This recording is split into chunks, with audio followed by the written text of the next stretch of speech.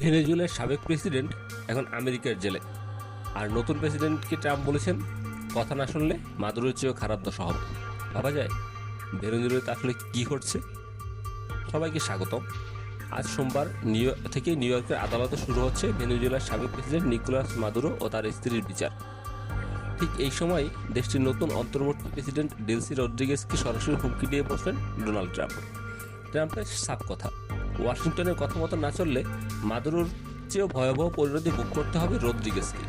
তবে আমেরিকার পররাষ্ট্রমন্ত্রী মার্কো রুবিও বলেছে অন্য কথা।